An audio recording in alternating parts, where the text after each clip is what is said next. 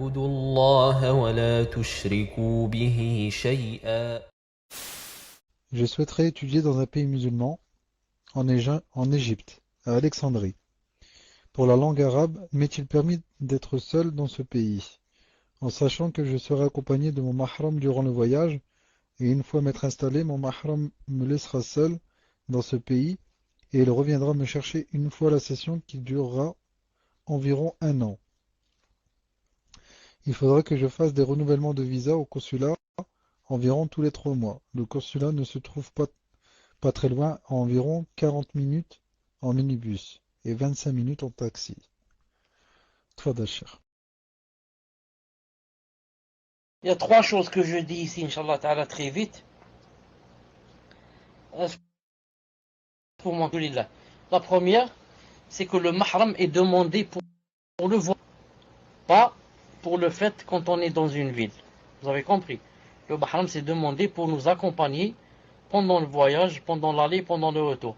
Maintenant, quand on est là-bas, on n'a plus besoin de mahram. C'est un peu comme une femme qui vit seule dans son pays. Est-ce que toi, par exemple, si tu es une sœur et tu vis seule dans ton pays, tu n'as pas de parents, ils sont tous morts, est-ce que donc il te faut un mahram?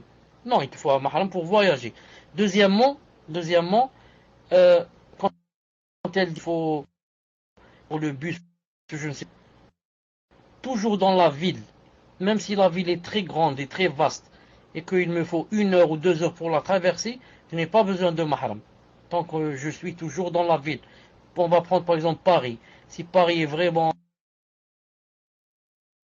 du sud au nord, ou bien de l'est à l'ouest, il me faut 3 heures, je n'ai pas besoin de mahram, même si c'est 200 km.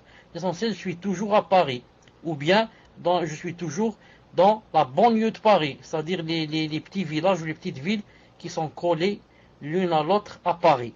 Et troisièmement, ce que je voulais dire, c'est que la personne devrait bien demander comment sont les choses là-bas. D'après moi, l'Égypte, ce n'est pas facile en ces temps-là où il y a la fitna des frères musulmans et ce qui se passe avec l'armée. Donc il faudrait vraiment être sûr que, en allant là-bas, on ne risque pas de se trouver en prison ou bien puisse Allah nous préserver, ou bien assassiner, ou bien tuer, ou bien je ne sais pas quoi. Donc il faudrait être sûr que là-bas, que vraiment il n'y a pas de problème. Il faut demander avec les gens qui sont là-bas. بإذن الله تعالى. تفضل.